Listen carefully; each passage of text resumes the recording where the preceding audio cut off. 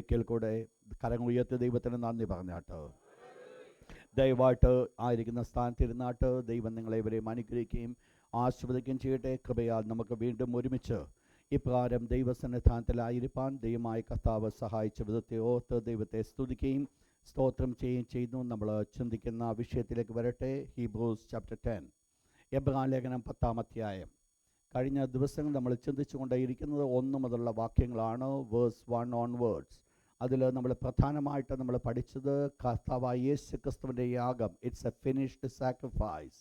അതിൽ പ്രധാനമായിട്ട് നമ്മൾ കണ്ടത് ആദ്യത്തെ ക്ലാസ്സിൽ അപ്പോസ്തലനായ പൗലോസ് ചെയ്യുവാൻ ആഗ്രഹിച്ചത് കർത്താവായ യേശു ക്രിസ്തുവും പഴയ നിയമത്തിൻ്റെ യാഗവുമായിട്ടൊരു കമ്പാരിസൺ നടത്തിയിട്ട് രണ്ടാമത്തെ വിഷയത്തിൽ കഴിഞ്ഞ ആഴ്ചയിൽ നമ്മൾ ചിന്തിക്കുവാനായിട്ടിടയെത്തത് എന്ത് അത് സാധ്യമാക്കി തീർത്തു, എന്താണ് കർത്താവായ യേശു ക്രിസ്തുവിൻ്റെ യാഗത്തിൻ്റെ പ്രത്യേകത നമ്മൾ കാണുകയുണ്ടായി. ഇന്ന് രാത്രി അതിൻ്റെ അവസാന ഭാഗത്തിലേക്ക് നമ്മൾ കടന്നു വരികയാണ്. ഇന്നത്തെ ചിന്തയ്ക്ക് വേണ്ടി എല്ലാവരും ബൈബിള് ഹീബ്രൂസ് ചാപ്റ്റർ 10 ഒന്നെടുത്താട്ട് അതിൻ്റെ 10-ാമത്തെ വാക്യം മുതൽ 18-ാമത്തെ വാക്യം വരെ നമ്മളെല്ലാവരും ഒരുമിച്ച് ചേർന്ന് വായിപ്പാൻ ആഗ്രഹിക്കുകയാണ്. ഹീബ്രൂസ് ചാപ്റ്റർ 10 വേഴ്സ് 10 to 18, 10-ാമത്തെ വാക്യം മുതൽ. ദൈവത്തിന് മഹത്വം ഉണ്ടാകട്ടെ. ഇന്നത്തെ ഹെഡിങ് നോട്ട് ചെയ്താട്ട് Christ sacrifice, a finished sacrifice. കർത്താവായ യേശു ക്രിസ്തുവിൻ്റെ യാഗം ഒരു തീർന്ന യാഗം, it's a finished sacrifice. Note ചെയ്താട്ട് കർത്താവായ യേശു ക്രിസ്തുവിൻ്റെ യാഗത്തിൻ്റെ 3 പ്രാധാന്യതകൾ നമ്മൾ കഴിഞ്ഞ ചില ദിവസങ്ങൾക്ക് നമ്മൾ മനസ്സിലാക്കി. ഒന്ന് നമ്മൾ കണ്ടത് ഇറ്റ്സ് എ പെർഫെക്റ്റ് സാക്രിഫൈസ്, അത് നമ്മൾ വ്യക്തമായിട്ട് നമ്മൾ ചിന്തിക്കുകയുണ്ടായി. രണ്ടാമത് നമ്മൾ കാണുവാനിടയത്ത് എന്തായിരുന്നു? രണ്ടാമത് പെർഫെക്റ്റ് സാക്രിഫൈസ്, 2 വിക്ടോറിയസ് സാക്രിഫൈസ്, ജയത്തിൻ്റെ യാഗമായിരുന്നു. മൂന്നാമത് നമ്മൾ കണ്ടത് യേശു ക്രിസ്തുവിൻ്റെ യാഗം, ഫിനിഷ്ഡ് സാക്രിഫൈസ്. ഇന്ന് രാത്രി ആ പർട്ടിക്കുലർ വിഷയത്തിൽ നിന്നുകൊണ്ടാണ് നമ്മൾ ചിന്തിക്കുവാൻ പോകുന്നത്. It's a finished sacrifice.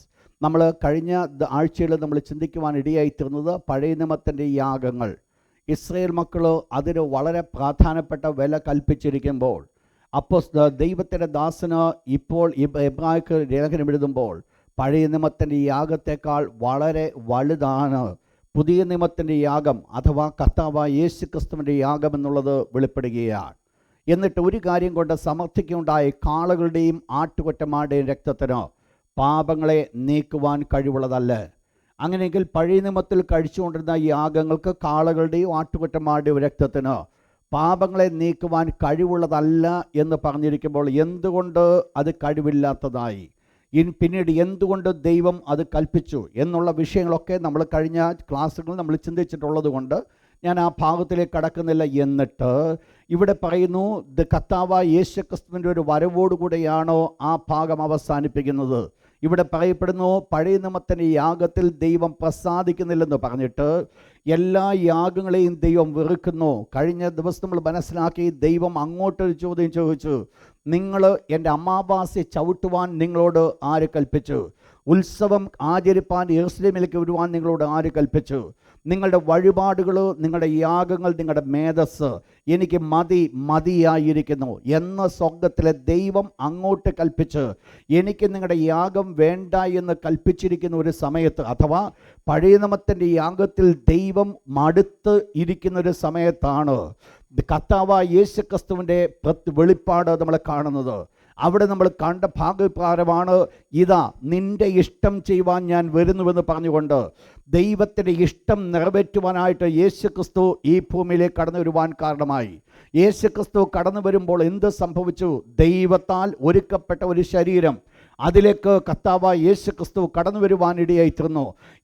കടന്നു വരിക മാത്രമല്ല, കർത്താവായ യേശു ചെയ്തത്, യേശു ക്രിസ്തു ദൈവത്തെ പൂർണ്ണമായി പ്രസാദിപ്പിച്ചു എന്ന് നമ്മൾ തിരുവചനത്തിൽ കൂടെ പഠിക്കുകയുണ്ടായി. കർത്താവായ യേശു ക്രിസ്തുവിൻ്റെ ജനനം മാത്രമായിരുന്നില്ല പാപമില്ലാതിരുന്നത്.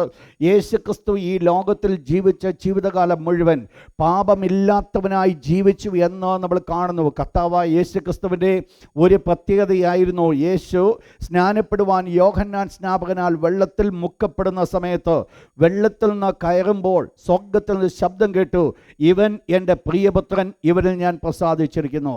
കർത്താവായ യേശുക്രിസ്തുവിൻ്റെ ശുശ്രൂഷയുടെ മധ്യഭാഗത്തേക്ക് കടന്നു വന്നപ്പോൾ സ്വർഗ്ഗത്തിൽ നിന്നൊരു ശബ്ദമുണ്ടായി, ഇവൻ എൻ്റെ പ്രിയപുത്രൻ, ഇവനിൽ ഞാൻ പ്രസാദിച്ചു. കർത്താവായ യേശുക്രിസ്തുവിൻ്റെ ശുശ്രൂഷയുടെ അവസാന സമയം അഥവാ ക്രൂശീകരണത്തിൻ്റെ തൊട്ട് മുൻപ് സ്വർഗ്ഗത്തിൽ നിന്ന് ഒരു ശബ്ദമുണ്ടായി, ഇവനിൽ ഞാൻ പ്രസാദിച്ചിരിക്കുന്നു എന്ന് പറഞ്ഞാൽ ദൈവത്താൽ പ്രസാദിപ്പിക്കപ്പെട്ട ഒരു യേശുവിനെയാണോ നമ്മളിവിടെ കാണുന്നത്? പഴയ നിയമത്തിൽ ദൈവത്തിന് പ്രസാദമല്ലാത്ത യാഗങ്ങൾ ചെയ്യുമ്പോൾ പുതിയ നിയമത്തിൽ ദൈവത്തിന് പ്രസാദമുള്ള ഒരു യാഗം കഴിക്കുവാനായിട്ട് കടന്നു വരുന്ന ഒരു യേശുവിനെ കണ്ടിട്ട് ഇനിയും നമ്മൾ ചിന്തിക്കുവാൻ പോകുന്ന അപ്പോസ്തലനായ ദൈവത്തിൻ്റെ ദാസൻ എന്ത് പറയുന്നു? വായിച്ചോട്ട് അതിൻ്റെ 10-ാമത്തെ വാക്യം വീണ്ടും ഒരിക്കൽ കൂടെ. വേഴ്സ് 10. അവിടെ പറയപ്പെടുന്ന വാക്യം, ആ ഇഷ്ടത്തിൽ നാം യേശുക്രിസ്തു ഒരിക്കലായി കഴിച്ച ശരീരയാഗത്താൽ വിശുദ്ധീകരിക്കപ്പെട്ടിരിക്കുന്നു. ഞാൻ ആ ഭാഗത്തെ ഒന്ന് ബ്രേക്ക് ചെയ്യുകയാണ്. ആ ബ്രേക്ക് ചെയ്തുകൊണ്ട് ഈ പ്രകാരം പറയുന്നു, ആ ഇഷ്ടത്തിൽ. ഏതിഷ്ടത്തിൽ? ദൈവത്തിന് പ്രസാദകരമായി തീർന്ന യേശുക്രിസ്തുവിൻ്റെ യേശുക്രിസ്തു അഥവാ ദൈവത്തിന് പ്രസാദകരമായി തീർന്ന ഒരു യേശു, ദൈവത്തിന് ഇഷ്ടമായി തീർന്നൊരു യേശു, ദൈവത്തിന് ഇഷ്ടകരമായി ചെയ്തവനാകുന്ന യേശു. ആ യേശുക്രിസ്തു മുഖാന്തരമായിട്ട് എന്ത് സംഭവിച്ചു? പഴയ നിയമത്തിൻ്റെ യാഗത്തിന് ദൈവത്തിന് പ്രസാദമില്ലാതിരുന്ന സമയത്ത് പുതിയ നിയമത്തിൻ്റെ യാഗം ദൈവത്തിന് പ്രസാദമായി. ആ ഇഷ്ടത്തിൽ എന്നിട്ട് പറയുന്നത്, നാം എന്ത് ചെയ്തിരിക്കുന്നു? വിശുദ്ധീകരിക്കപ്പെട്ടിരിക്കുന്നു. നിങ്ങൾ മനസ്സിലാക്കണം, ആ ഇഷ്ടത്തിൽ നാം വിശുദ്ധീകരിക്കപ്പെട്ടിരിക്കുന്നു. പഴയ നിയമത്തിൽ ലഭിക്കാതിരുന്ന ഒരു വലിയ പദവിയെ ഇവിടുത്തെ ദൈവത്തിൻ്റെ ദാസൻ ഇവിടെ വെളിപ്പെടുത്തുവാൻ ആഗ്രഹിക്കുകയാണോ? ആ ഇഷ്ടത്തിൽ നാം വിശുദ്ധീകരിക്കപ്പെട്ടിരിക്കുന്നു. ദൈവത്തിൻ്റെ മക്കളെ നമ്മൾ മനസ്സിലാക്കണം, എൻ്റെയും എനിക്കും നിങ്ങൾക്കും ലഭിച്ചിരിക്കുന്ന ഒരു വലിയ പദവിയാണോ? ആ ഇഷ്ടത്തിൽ ഞാനും നിങ്ങളും വിശുദ്ധീകരിക്കപ്പെട്ടിരിക്കുന്നു. നമ്മൾ ദൈവം അനുവദിക്കുന്നെങ്കിൽ ആ വിഷയത്തിലേക്ക് നമ്മൾ കൂടുതലായിട്ട് നമ്മൾ കടക്കുന്നതായിരിക്കും. എങ്ങനെയാണോ അവിടെ സംഭവിച്ചത്, വിശുദ്ധീകരിക്കപ്പെട്ടതോ, അവിടെ പറയപ്പെടുന്നത് യേശുക്രിസ്തുവിൻ്റെ ശരീരയാഗത്താൽ നാം വിശുദ്ധീകരിക്കപ്പെടുവാൻ കാരണമായി തീർന്നത് അരുമരക്ഷിതാവായ യേശുക്രിസ്തുവിൻ്റെ ശരീരത്തിൻ്റെ യാഗമായിരുന്നു. എന്തുകൊണ്ട്? അതുകൊണ്ട് എന്ത് സംഭവിച്ചു? പഴയ നിയമത്തിൻ്റെ യാഗങ്ങൾ കൊണ്ട് ആഗ്രഹിച്ചത് പാപത്തിന് ഒരു പരിഹാരം വരുത്തിയ ശേഷം മനുഷ്യനെ വിശുദ്ധീകരിക്കുവാനായിട്ട് ആഗ്രഹിച്ചപ്പോൾ പഴയ നിയമത്തിൻ്റെ യാഗങ്ങൾക്ക് മനുഷ്യനെ വിശുദ്ധീകരിക്കുവാൻ സാധിക്കാതെ നിന്നതാണോ നമ്മൾ കാണുവാനിടയായി തീർന്നത്? പഴയ നിയമത്തിൻ്റെ യാഗത്തിന് മനുഷ്യനെ ശുദ്ധീകരിക്കുവാൻ സാധിച്ചുവെങ്കിലും അവന് വിശുദ്ധീകരണത്തിലേക്ക് നടത്തുവാൻ സാധ്യമായില്ല. ശ്രദ്ധിക്കണം, എൻ്റെ ഓരോ വേർഡുകൾ ശ്രദ്ധിക്കണം. പഴയ നിയമത്തിൻ്റെ യാഗം അവരെ ശുദ്ധീകരിക്കുവാൻ കാരണമായി തീർന്നു എങ്കിലും അവരെ പൂർണ്ണമായി വിശുദ്ധീകരിക്കുവാൻ പഴയ നിയമത്തിൻ്റെ യാഗത്തിന് സാധ്യമായില്ല. എന്തുകൊണ്ട് സാധ്യമായില്ല? ഇതാണ് കർത്താവായ യേശുക്രിസ്തുവിൻ്റെ യാഗം ഒരു ഫിനിഷ്ഡ് സാക്രിഫൈസ് എന്ന് പറയുവാൻ കാരണം ദൈവം ഒരു യാഗത്തെക്കുറിച്ച് ആഗ്രഹിച്ചത് ഒരു വിശുദ്ധീകരണമാകുന്നുവെങ്കിൽ പഴയ നിയമത്തിൻ്റെ യാഗത്തിന് വിശുദ്ധീകരണത്തിലേക്ക് നടത്തുവാൻ സാധിക്കാതെ അഥവാ ആ പൂർണ്ണതയിലേക്ക് നടത്തുവാൻ സാധിക്കാതെ അതിൻ്റെ വീഴ്ചകൾ കിടക്കുമ്പോൾ ഒരു പുതിയ നിയമത്തിലേക്ക് കടന്നു വന്ന യാഗം അവസാനിക്കുവാനുള്ള ഒന്നാമത്തെ കാരണം എന്ന് പറയുന്നത് ഈ ഏക യാഗം കൊണ്ട് അത് പദ്ധതി ദൈവത്തിൻ്റെ ഹിതം പരിപൂർണമായി നിറവേറ്റപ്പെടുകയാണ്, പൂർണ്ണമായിട്ട് വിശുദ്ധീകരിക്കപ്പെടുകയാണ്. നിങ്ങൾ മനസ്സിലാക്കണം, പഴയ നിയമത്തിനോ അത് ചെയ്യുവാൻ സാധ്യമായില്ല, എന്നാൽ പുതിയ നിയമ യാഗത്തിനോ അത് ചെയ്യുവാൻ സാധിച്ചു. എന്താ ചെയ്യുവാൻ സാധിച്ചത്? എന്നെ പൂർണ്ണമായി വിശുദ്ധീകരിക്കുവാൻ ഇടയായിത്തീർന്നു. ഒരു പാപിയായിരിക്കുന്ന ഒരു മനുഷ്യൻ പാപവുമായിട്ട് കടന്നു ചെല്ലുമ്പോൾ ആ പാപിയായിരിക്കുന്ന മനുഷ്യനെ പൂർണ്ണമായി വിശുദ്ധീകരിക്കുവാൻ സാധ്യമായിത്തീർന്നത് അരുമരക്ഷിതാവായ യേശുക്രിസ്തുവിൻ്റെ യാഗം. എന്തുകൊണ്ട്? അതുകൊണ്ട് എന്ത് സംഭവിച്ചു? നിങ്ങൾ ഒന്നാമത് മനസ്സിലാക്കണം, അതുകൊണ്ടാണ് ഇനിയും യാഗത്തിൻ്റെ ആവശ്യമില്ലാത്തത്. എന്താണ് യാഗത്തിൻ്റെ പേർപ്പസ്? അത് കർത്താവായ യേശുക്രിസ്തുവിൽ കൂടെ നിറവേറ്റപ്പെടുവാൻ കാരണമായി തീർന്നത് കൊണ്ട് ഇനിയും ഒരു യാഗത്തിൻ്റെ ആവശ്യമില്ല.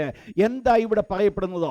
കർത്താവായ യേശുക്രിസ്തുവിൻ്റെ യാഗം കൊണ്ട് സംഭവിച്ചത് എന്താണ് ഫിനിഷ്ഡ് സാക്രിഫൈസ് പറയുവാൻ കാരണം? ഒരു വാക്യത്തിലേക്ക് നിങ്ങളെ ഞാൻ കൊണ്ടുപോകട്ടെ. വായിച്ചോട്ടെ, വേഴ്സ് 12, 12-ാമത്തെ വാക്യം ഒന്ന് വായിച്ചോട്ടെ. അവിടെ മനസ്സിലാക്കണം, ഒന്ന്, ഇനി ഇതൊരു ഫിനിഷ്ഡ് സാക്രിഫൈസ് പറയുവാനുള്ള പേർപ്പസ്, കാരണങ്ങളെയാണ് നമ്മൾ ചിന്തിക്കുന്നത്. എന്തുകൊണ്ട് കർത്താവായ യേശു ക്രിസ്തുവിന്റെ യാഗം ഒരു finished? How can we say that Jesus sacrifice is A finished sacrifice? എന്തുകൊണ്ടാണ് യേശു ക്രിസ്തുവിന്റെ യാഗം ഒരു തീർന്ന യാഗം, ഒരു സംഭവിച്ചു കഴിഞ്ഞുവെന്നോ ഇനി ഈ യാഗത്തിൻ്റെ ആവശ്യമെന്ന് പറയുന്നത്? ഒന്നാമത്തെ പർപ്പസ് എന്ന് പറയുന്നത്, ഇവിടെ ദൈവത്തിൻ്റെ വിശുദ്ധവചനം പറയുന്നു, യേശുവോ പാപങ്ങൾക്ക് വേണ്ടി ഏകയാഗം കഴിച്ചിട്ട് പിന്നീട് എന്ത് ചെയ്തു? അവിടെ പറയപ്പെടുന്ന വേർഡ്, എന്നേക്കും ദൈവത്തിൻ്റെ വലതുഭാഗത്തിരുന്നു. He seated on the right hand of God. ഒന്നാമത് നോട്ട് ചെയ്താട്ട്, ദൈവത്തിൻ്റെ വലതുഭാഗത്തേക്ക് യേശു വരുന്നു. എന്താണ് ഇതും തീർന്ന യാഗവുമായിട്ടുള്ള പ്രത്യേകത?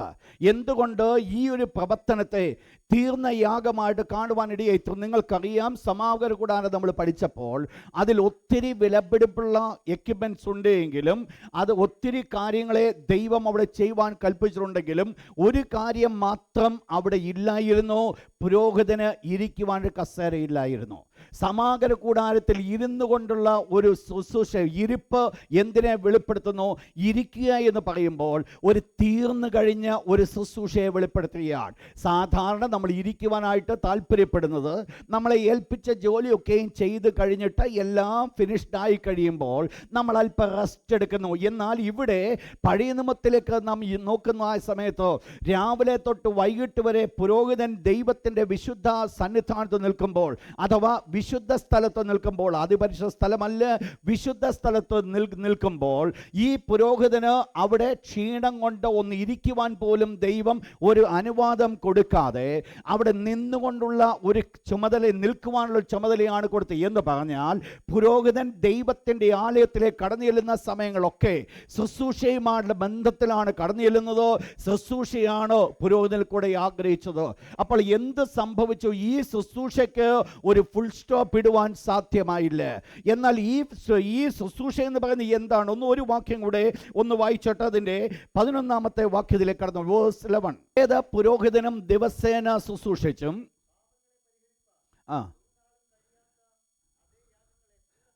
കൂടെ കൂടെ കഴിച്ചു പോന്നു. ഞാൻ ആ രണ്ടാമത്തെ ഭാഗം ഞാൻ തൊടുവാൻ ആഗ്രഹിക്കുന്നില്ല, ഓൾറെഡി നമ്മൾ ചിന്തിച്ചതാണ്.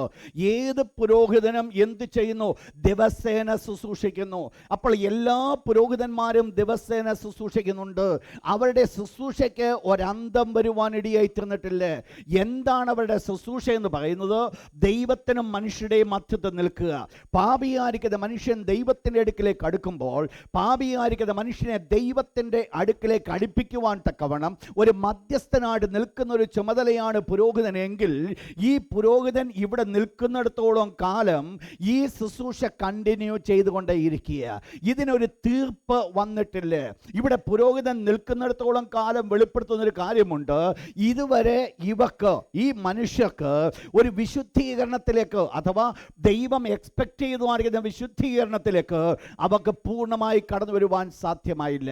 ഭാഗീയമായിരിക്കുന്ന ശുദ്ധീകരണം അവർ നടന്നുവെന്നുള്ള സത്യമാണെങ്കിലും ദൈവം എക്സ്പെക്ട് ചെയ്യുന്നതായിരിക്കുന്ന ഒരു വിശുദ്ധീകരണത്തിലേക്ക്, ഞാൻ ആ ഭാഗം ഒന്ന് വിശദമാക്കും അവസാനമായിട്ട്, വിശുദ്ധീകരണത്തിലേക്ക് കടന്നു വരുവാൻ അവർക്ക് സാധ്യമായില്ല. അതുകൊണ്ട് എന്ത് സംഭവിച്ചു? പുരോഹിതന് ഒന്ന് ഇരിക്കുവാനുള്ള അനുവാദമില്ല, പുരോഹിതന് ഒന്ന് വിശ്രമിക്കുവാനുള്ള അനുവാദമില്ല.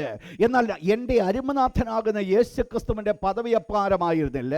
യേശുക്രിസ്തു ആ ഇഷ്ടത്താൽ, ദൈവത്തിൻ്റെ ഇഷ്ടപ്രകാരമായിട്ട് യേശു ഒരു യാഗമായി തീർന്നു. എന്ത് യാഗമായി തീർന്നു? തൻ്റെ ശരീരം തന്നെ ഒരു യാഗമാക്കി തീർത്തു. ഈ യാഗമാക്കി തീർത്ത ശേഷം യേശുക്രിസ്തു വീണ്ടും വീണ്ടും അവിടെ നിന്ന് യാഗം കഴിച്ചുകൊണ്ട് ഇരുന്നുവെങ്കിൽ യേശുക്രിസ്തുവിൻ്റെ യാഗത്തിനും ഒരു പൂർണ്ണത വരികയില്ലായിരുന്നു. എന്നാൽ യേശുക്രിസ്തുവിൻ്റെ യാഗത്തിൻ്റെ പൂർണ്ണത എന്ന് പറയുന്നത് ആ ഏകയാഗം കൊണ്ട് അതിന് പാപ പരിഹാരം വരുത്തുവാൻ കാരണമായത് കൊണ്ടാണ് യേശു പിതാവിൻ്റെ അടുക്കിലേക്ക് കടന്നു പോയത്. എന്ന് പറഞ്ഞാൽ പിതാവിൻ്റെ വലത് ഭാഗത്ത് നിന്ന് യേശു ഇരിക്കുവാനുള്ള കാരണമെന്ന് പറയുന്നത്, പാപത്തിന് വേണ്ടി എന്ത് ചെയ്യണമായിരുന്നുവോ, പാപത്തിൻ്റെ പരിഹാരത്തിനായിട്ട് എന്ത് പ്രവർത്തിക്കണമായിരുന്നുവോ അത് പൂർണ്ണമായി പ്രവർത്തിക്കുവാനായിട്ട് യേശുവിന് സാധ്യമായി തീർന്നു. ശ്രദ്ധിക്കുക നിങ്ങളോ, അത് പരിപൂർണമായി പ്രവർത്തിക്കുവാൻ തക്കവണ്ണം യേശുവിന് സാധ്യമായി. കരങ്ങൾ ഉയർത്തി ദൈവത്തിന് ഹല്ലേലൂയ പറഞ്ഞാട്ടോ. ഇവിടെ നിങ്ങൾ മനസ്സിലാക്കണം, അത് പൂർണ്ണമായി നിവർത്തിക്കുവാൻ കർത്താവായ യേശുവിനോ സാധ്യമായി. അതുകൊണ്ട് എന്ത് വെളിപ്പെടുത്തി? വീണ്ടും വീണ്ടും കർത്താവായ യേശു ക്രിസ്തു ആ ശുശ്രൂഷ ചെയ്യാത്തത് കൊണ്ട്, വീണ്ടും വീണ്ടും ആ ആലയത്തിലേക്ക് കടന്നു വന്ന് വീണ്ടും വീണ്ടും പാപത്തിന് വേണ്ടിയുള്ള യാഗം കഴിക്കാത്തത് കൊണ്ട് അതിന് വെളിപ്പെടുത്തിയ കാര്യം, അത് വെളിപ്പെടുത്തിയത് ഇനിയും പാപങ്ങൾക്ക് വേണ്ടി എന്തിൻ്റെ ആവശ്യമില്ല? ഒരു യാഗത്തിൻ്റെ ആവശ്യമില്ല എന്ന് പറഞ്ഞാൽ ഒരൊറ്റ യാഗത്തോടുകൂടെ അതിന് പാപത്തിന് പൂർണ്ണമായി പരിഹാരം വരുത്തുവാൻ ഇടയായിത്തീർന്നു. ദൈവമക്കളെ സന്തോഷിച്ച് തുള്ളുവാനുള്ള ഒരു വാക്കാണ് ഞാൻ ഈ പറഞ്ഞു വരുന്നത്. എൻ്റെയും നമ്മുടെയും പാപത്തിന് പകരമായിട്ട് എൻ്റെ അരുമനാഥനാകുന്ന യേശു ക്രിസ്തുവിന്റെ ഒറ്റയാഗം കൊണ്ട് എനിക്കും നിങ്ങൾക്ക് പൂർണ്ണമായി സ്വാതന്ത്ര്യം വരുത്തുവാൻ സ്വർഗ്ഗത്തിലെ ദൈവത്തിന് കരുണ തോന്നി എന്നുള്ളത്. എന്നെ നിങ്ങളെ പൂർണ്ണമായി വിടുവിക്കുവാൻ, എൻ്റെ ഈ പാപത്തിന്റെ ശക്തിയിൽ നിന്ന് എന്നെ പരിപൂർണമായിട്ട് വിടുവിക്കുവാൻ ആ ഒരൊറ്റയാഗം മതിയായതായിരുന്നു. അതുകൊണ്ട് എന്ത് വേണ്ട, ഇനിയും അഡീഷണൽ ആയിട്ടൊരു യാഗത്തിൻ്റെ ആവശ്യമില്ല. രണ്ടാമത് എന്തുകൊണ്ട് ഒരു യാഗത്തിൻ്റെ ആവശ്യമില്ല? രണ്ടാമത്തെ വാക്യം വേഴ്സ് 13 ഒന്ന് വായിച്ചോട്ടെ. തൻ്റെ ശത്രുക്കൾ തൻ്റെ പാദപീഠമാകുവോളൂ.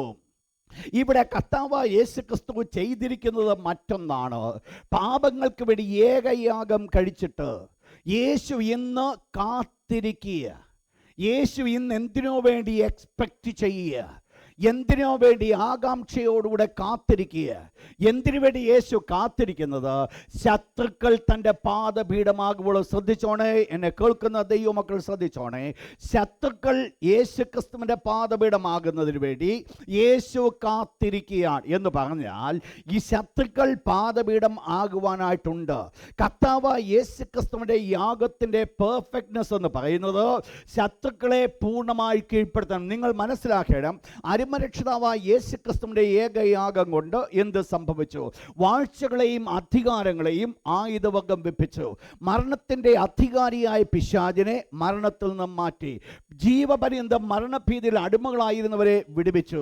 എന്ന് വേണ്ട, ഈ ലോകത്തിൽ യേശു ക്രിസ്തുവിന്റെ ഏകയാഗം കൊണ്ട് എനിക്കും നിങ്ങൾക്കും ജയം തന്നിരിക്കുന്ന ഒരു യാഗമാണ് അത് കഴിക്കുവാൻ ഇടയായിത്തീർന്നുവെങ്കിൽ സകല മുഴങ്കാലുകളോ യേശുവിന് മുമ്പാകെ മടക്കുവാൻ കാരണമായി തീരുമെങ്കിൽ യേശു ക്രിസ്തുവിന്റെ ഒരു ശത്രുവിന് പോലും യേശു ക്രിസ്തുവിന്റെ മുൻപിൽ നിൽക്കുവാൻ സാധിക്കാതെ എല്ലാ മുഴങ്കാലുകളും യേശുവിന്റെ മുൻപിൽ മടക്കുമെങ്കിൽ ദൈവത്തിന്റെ തിരുവചനം പറയുന്നു, യേശു ഇപ്പോൾ കാത്തിരിക്കുകയാണ് ശത്രുക്കൾ തന്റെ പാദപീഠമാകുവോളം. ആരാണിത് ചെയ്യുവാൻ പോകുന്നത്?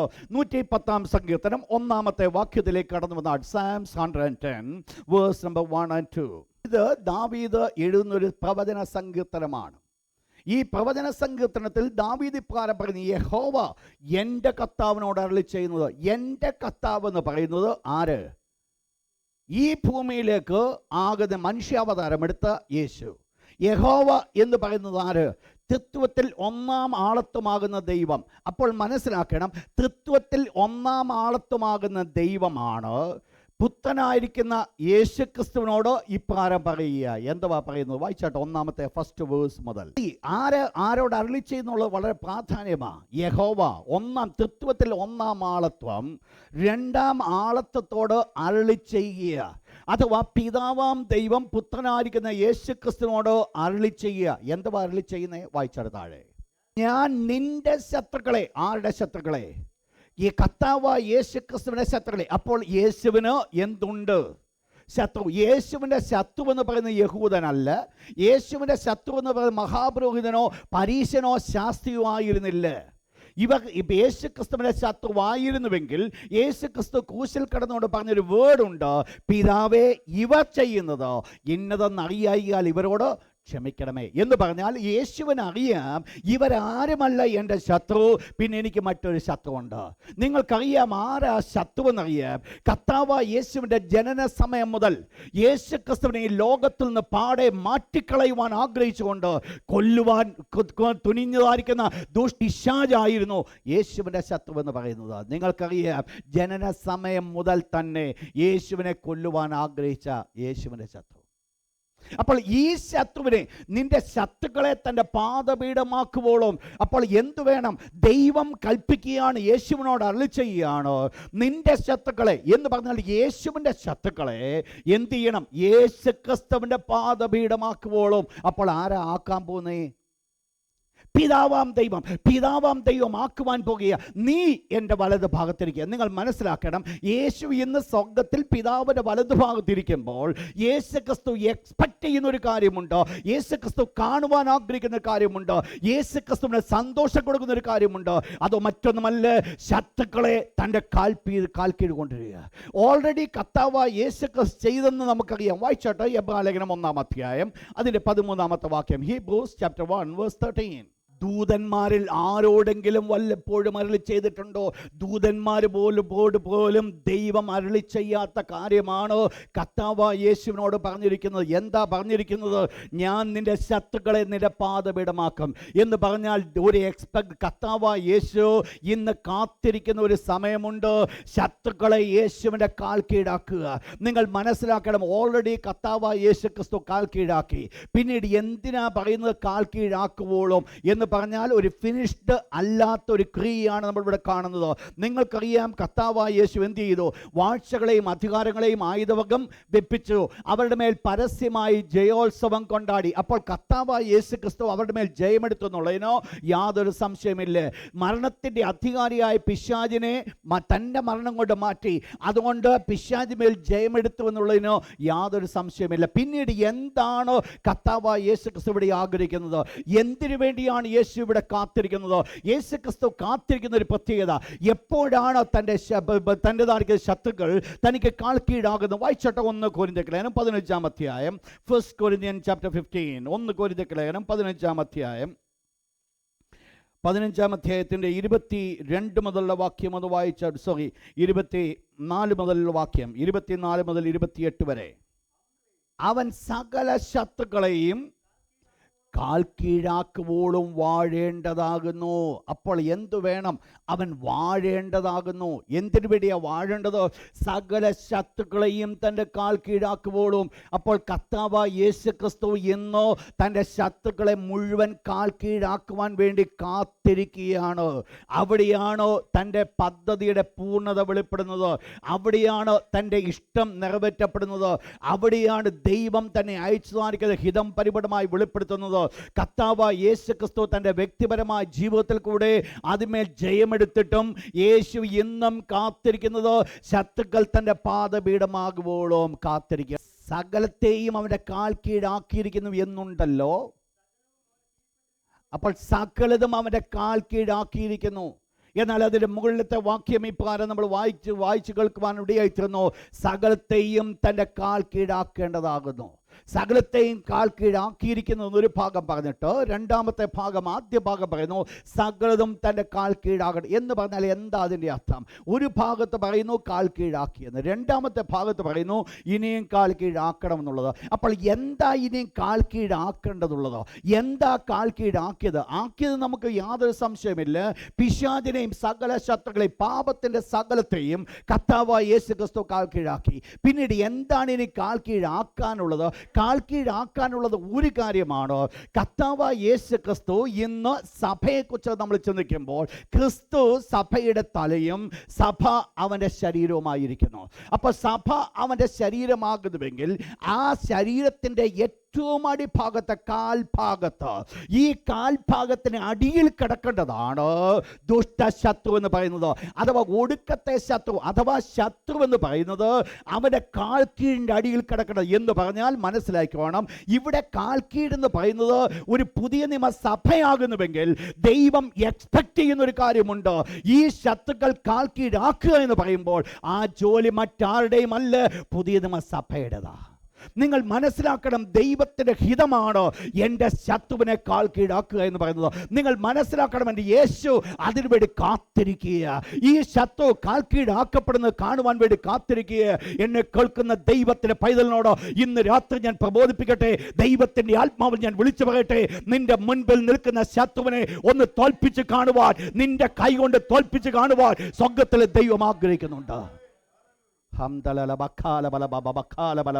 ദൈവത്തിന്റെ ഹിതമെന്ന് പറയുന്നത് നിന്റെ മുൻപിൽ നിൽക്കുന്ന ശത്രു നിന്നെ തോൽപ്പിച്ചിട്ട് നീ ഒരു പരാജിതനായി പോകുവാൻ അല്ല.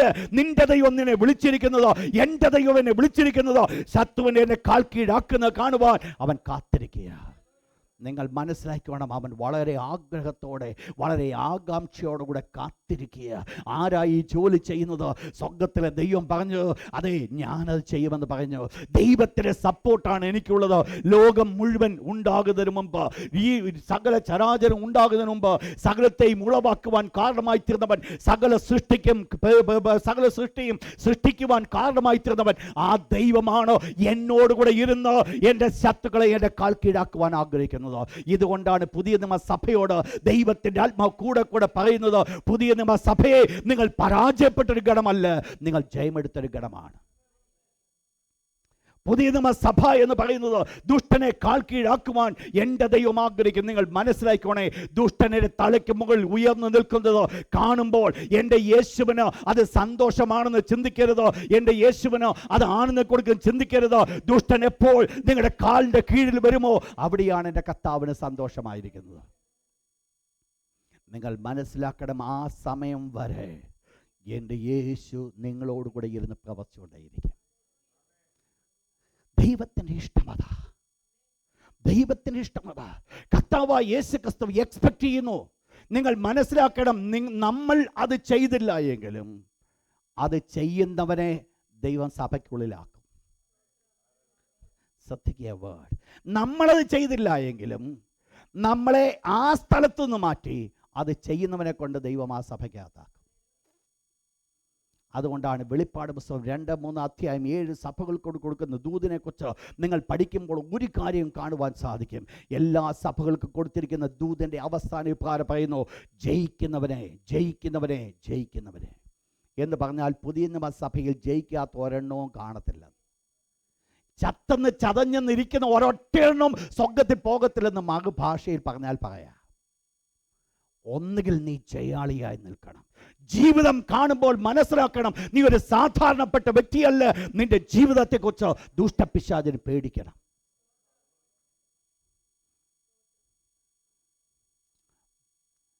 ദുഷ്ടപിശാചിന് കൈയും കൊടുത്തിരിക്കുന്നുവെങ്കിൽ ദുഷ്ടപിശാചിനോട് എതിർത്ത് ജയിക്കുവാനായിട്ട് സാധ്യമല്ല സഹോദര. ദൈവം ആഗ്രഹിക്കുന്ന ഒരു കാര്യമുണ്ട്, ആ ശത്രുവിനെ കാൽ കീഴാക്കണം. അതുകൊണ്ട് ആ ദൈവത്തിൻ്റെ ദാസനെ പ്രകാരം പറഞ്ഞത്, ദൈവത്തിൻ്റെ മക്കൾക്ക് ക്രിസ്തുവിൽ എൻ്റെ കഷ്ടങ്ങൾ എത്ര വലുതായിരുന്നാലും അതെല്ലാറ്റിൽ നിന്നും അവനെ വിടുവിക്കും. കഴിഞ്ഞ നാളുകൾ അവനെ വിടുവിച്ചു, ഇപ്പോൾ അവനെ വിടുവിച്ചു കൊണ്ടിരിക്കുന്നു, മേലാലും അവനെ വിടുവിക്കും. ഇതൊന്ന് പറയാൻ പറ്റുമോ? ജീവിതത്തിൽ രക്ഷിക്കപ്പെട്ട് കഴിഞ്ഞ നാളുകളുടെ ജീവിതത്തിൻ്റെ അനുഭവത്തിൽ കൂടെ ഒന്ന് പറയാമോ? എന്നെ രക്ഷിച്ച സമയം മുതൽ ദൈവം എന്നെ ജയത്തോടെ നടത്തി, ഇന്നും അവൻ്റെ ജയത്തോടെ നടത്തി, നാളെയും എന്നെ ജയത്തോടെ നടത്തുമെന്ന് പറയുവാൻ സാധിക്കാറുള്ള ദൈവത്തിന് ഹല്ലേലൂയ പറഞ്ഞാട്ട് ശക്തിയോടെ. നിങ്ങൾ മനസ്സിലാക്കണം, ദൈവം ആഗ്രഹിക്കുന്ന ഒരു കാര്യമാണ്, ദൈവം എക്സ്പെക്റ്റ് ചെയ്തിരിക്കുന്ന കാര്യമാണ്, ശത്രുവിനെ കാൽ കീഴാക്കണം. നിങ്ങൾ മനസ്സിലാക്കണം, ആ ചിന്ത നിങ്ങൾ കിട്ടിയെന്ന് ഞാൻ ചിന്തിക്കുക.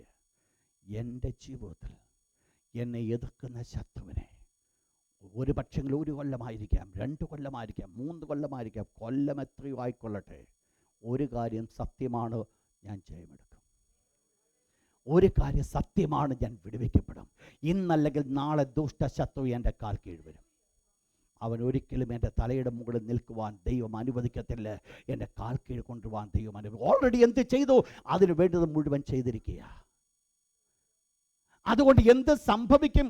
ദൈവത്തിൻ്റെ പദ്ധതി ദൈവം നിറവേറ്റും, ദൈവത്തിൻ്റെ ഹിതം ദൈവം നിറവേറ്റും.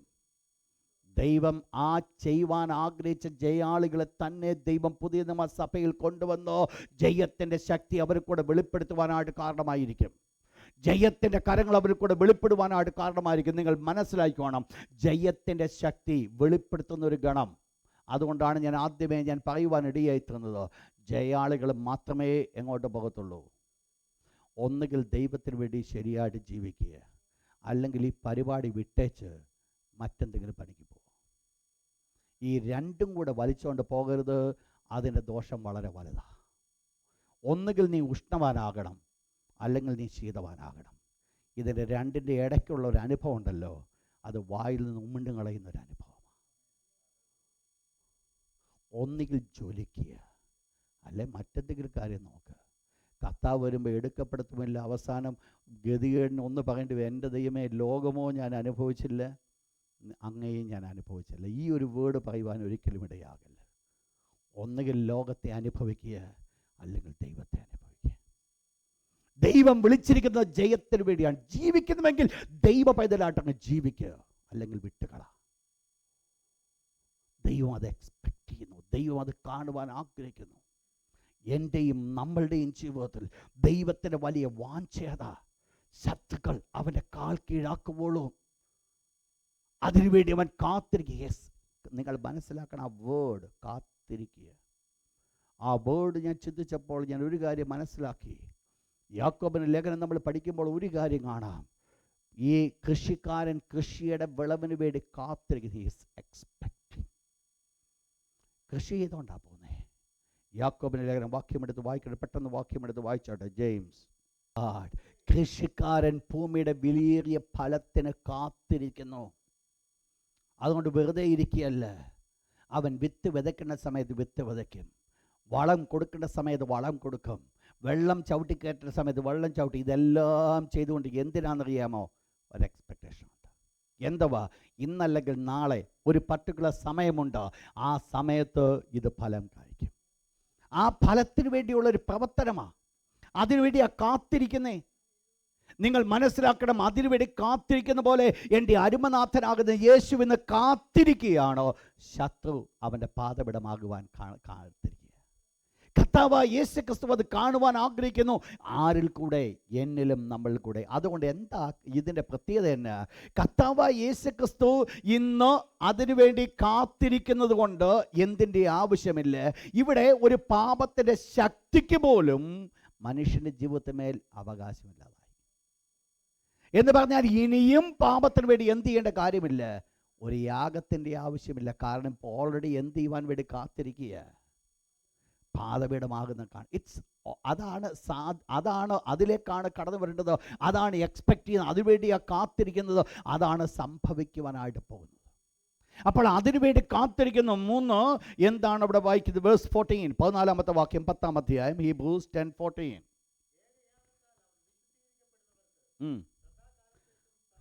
Price God. സദാകാലത്തേക്കും സൽഗുണ പൂർത്തി വരുത്തിയിരിക്കുന്നു. Is perfected. 3-ാമത്തെ വിഷയം അവിടെ നമ്മൾ കാണുന്നത്, he made perfect. He made them perfect. അവൻ എല്ലാവരെയും സൽഗുണപൂർത്തിയിലേക്ക്, പെർഫെക്ഷനിലേക്ക് കൊണ്ടുവന്നിരിക്കുന്നു. ഒറ്റയാഗം കൊണ്ട് അത് ആ പെർഫെക്ഷൻ സാധിക്കുവാനായിട്ട് കാരണമായി തീർന്നു. നിങ്ങൾ മനസ്സിലാക്കണം, കഴിഞ്ഞ കാലങ്ങൾ പാപത്തിന് വേണ്ടി വീണ്ടും യാഗം കഴിച്ചുവെങ്കിൽ അതിൻ്റെ പെർഫെക്ഷനിലേക്ക് അവർക്ക് വരുവാൻ സാധ്യമാകാതെ നിന്നിരിക്കുമ്പോൾ, പുതിയ നിയമത്തിൻ്റെ യാഗത്തിലേക്ക് കടന്നു വരുമ്പോൾ അവിടെ ഒരു പെർഫെക്ഷനാണ് കാണുന്നത്. സൽഗുണപൂർത്തി, പെർഫെക്റ്റ്നെസ്. നിങ്ങൾ മനസ്സിലാക്കണമേ, സൽഗുണമെന്ന് പറയുന്നത് മറ്റൊന്നുമല്ല, ആത്മാവിൻ്റെ ഫലം. അപ്പോൾ ഈ ആത്മാവിൻ്റെ ഫലം പൂർണ്ണമായിട്ട് എന്നിൽ കൂടെ നിറവേറ്റപ്പെടുവാൻ ഈ ഒരു യാഗം മതിയായിരുന്നു.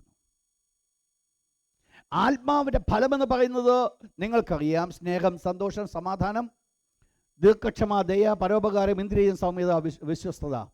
അപ്പോൾ ഇവിടെ കാണുന്ന 9 ആത്മാവിൻ്റെ ഫലത്തിൽ ഈ ഫലമൊന്നും മാനുഷിക ഫലമല്ല.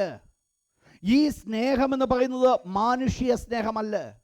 ഈ സ്നേഹമെന്ന് പറയുന്നത് ദൈവത്തിൻ്റെ സ്നേഹമാണ്. എന്നിൽ നിറവേറ്റപ്പെട്ടിരിക്കുന്ന പെർഫെക്റ്റ്നെസ് എന്ന് പറയുന്നത് ഇറ്റ്സ് ഗോഡ്ലി ക്യാരക്ടർ, ദൈവത്തിൻ്റെ സ്വഭാവമാണ്.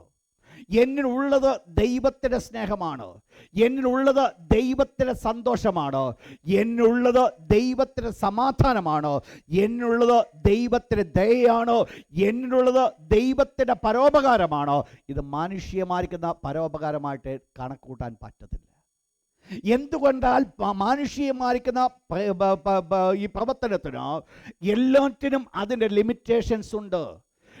നമ്മൾ മാനുഷികമായിട്ട് സന്തോഷിക്കുന്നുവെങ്കിൽ അത്യാഹിതമായിരിക്കുന്ന ഒരു കാര്യം സംഭവിക്കുമ്പോൾ ആ മാനുഷിക സന്തോഷം നഷ്ടപ്പെടും. എന്നാൽ ദൈവത്തിൻ്റെ സ്നേഹം എന്നിൽ വസിക്കുന്നിടത്തോളം കാലം പുറമേ എന്തെല്ലാം സംഭവിച്ചാലും ദൈവത്തിൻ്റെ സ്നേഹം എന്നിൽ നിന്ന് മാറ്റപ്പെടത്തില്ല, ദൈവത്തിലുള്ള സന്തോഷം എന്നിൽ നിന്ന് മാറ്റപ്പെടത്തില്ല.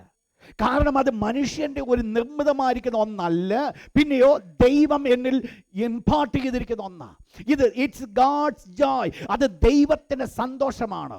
ഇത് ദൈവത്തിൻ്റെ സ്നേഹമാണ്, നിങ്ങൾ മനസ്സിലാക്കണം. അതുകൊണ്ടാണ് ഹബക്കൂക്ക് പറഞ്ഞത്, അത്തിവൃക്ഷം തളർത്തില്ല, മുന്തിരിവള്ളി ഫലം തരത്തില്ല, കന്നുകാലി ഗോശാല ഉണ്ടായിരിക്കുകയില്ല, എങ്കിലും ഞാൻ യഹോവയിൽ ആനന്ദിക്കും. എന്താ അതിൻ്റെ അർത്ഥം? നിന്റെ ചുറ്റുപാടുകൾക്ക് നിന്നുള്ള സന്തോഷത്തെ കവർന്നു കളയുവാൻ സാധ്യമല്ല. ഇന്ന് രാത്രി ദൈവത്തിൻ്റെ മക്കളോട് ഞാൻ ഓർപ്പിക്കട്ടെ, എൻ്റെയും നിങ്ങളുടെ ചുറ്റുപാടുകൾക്ക് എത്രമാത്രം കഠോരമായിരിക്കുന്ന പ്രശ്നങ്ങൾ കൂടെ ഒരു ദൈവ പൈതൽ കടന്നുപോയാലും ആ ദൈവ പൈതൽ ഉള്ളിലെ സന്തോഷത്തെ തൊടുവാൻ ഒരു ദുഷ്ടനും ഒരു പുറത്തുള്ള ഒരു പ്രശ്നം സാധ്യമല്ല. അങ്ങനെയുള്ള ഒരു കൊച്ചു സ്നേഹമോ സന്തോഷമല്ല ഇന്ന് രാത്രി നമ്മൾ അനുഭവിച്ചുകൊണ്ടേയിരിക്കുന്നത്. ഇന്ന് രാത്രി നമ്മൾ അനുഭവിക്കുന്നത് എന്തെല്ലാം പ്രതികൂലങ്ങൾ ലോകപരമായിട്ട് കടന്നു വന്നാലും അതിനെ ഓവർകം ചെയ്യുവാൻ സാധിക്കുന്ന ഒരു സന്തോഷമാണ് നമ്മുടെ ഉള്ളിലുള്ളത്. ദൈവത്തിൻ്റെ മക്കളെ നിങ്ങൾ മനസ്സിലാക്കണം, എൻ്റെയും നിങ്ങളുടെ ജീവിതത്തിൽ ജയം തരുന്നതിന് ഒരു കാരണം തന്നെ ദൈവത്തിലുള്ള സന്തോഷമാണ്. അതാണ് ആ ദാവീദ് വിളിച്ചയോ ദാവീദ് പറയുവാൻ സാധ്യമാകുന്നു, കർത്താവേ രക്ഷയുടെ സന്തോഷം അതിന് എന്നെ തിരികെ തരണമേ. ആ സന്തോഷത്തിൻ്റെ വലിപ്പം എന്തെന്ന് മനസ്സിലാക്കിയാൽ ലോകം മുഴുവൻ നേടുന്നതിനേക്കാൾ വലുതാണ് എൻ്റെ പ്രാണൻ്റെ വിലയെങ്കിൽ, ആ പ്രാണൻ്റെ വിലയ്ക്ക് വേണ്ടി ഇത്രമാത്രം എന്നെ രക്ഷിക്കുവാൻ തക്കവണ്ണം വില കൊടുത്തവനാകുന്ന കർത്താവ് മുഖാന്തരമായിട്ട് എനിക്ക് ലഭിച്ച രക്ഷയുടെ സന്തോഷം എന്ന് പറയുന്നത് അത് വിലമതിക്കുവാൻ സാധ്യമല്ല. ആർക്കും തന്നെ അത് പറഞ്ഞു വരുത്തുവാൻ സാധ്യമല്ല. എന്ത് സംഭവിച്ചു? ഒരു സൽഗുണത്തിന്റെ പൂർത്തീകരണം, അഥവാ ഒരു പെർഫെക്റ്റ്നെസ് ഇൻ ക്വാളിറ്റി. ആരെ? ഒരു പാപിയായിരിക്കുന്ന മനുഷ്യനെ, ഒരു ദുഷ്ടനായിരിക്കുന്ന മനുഷ്യനെ, നീചനായിരിക്കുന്ന മനുഷ്യനെ പ്രിയപ്പെട്ടവർ പാടുവാൻ ഇടയായിത്തീർന്നു. സമാധാനമില്ലാതെ ഞാൻ അലഞ്ഞു. സമാധാനമില്ലാതെ അലഞ്ഞതായിരിക്കുന്ന എൻ്റെ ജീവിതത്തിൽ, നമ്മുടെ ജീവിതത്തിൽ ദൈവിക സമാധാനം നൽകി ഇന്ന് സന്തോഷത്തോടെ നിർത്തിയിരിക്കുന്ന ആ ദൈവത്തിൻ്റെ വലിയ വിധങ്ങളെ ഓർത്താൽ ഒരു മനുഷ്യന് പോലും ദൈവത്തെ സ്തുതിക്കാതിരിക്കാൻ സാധ്യമല്ല. വല്ലപ്പോഴെങ്കിലും ഓർത്ത് നോക്കണം, എവിടുന്നാ വിളിച്ച് വേർതിരിച്ചത്, എവിടുന്നാ വെട്ടിയെടുത്തെന്ന് ഓർത്ത് നോക്കണം. ഒരിക്കലും മറന്നു കളയരുത്. ആ ഒരു അനുഭവം ഒരിക്കലും മറന്നു കളയരുത്.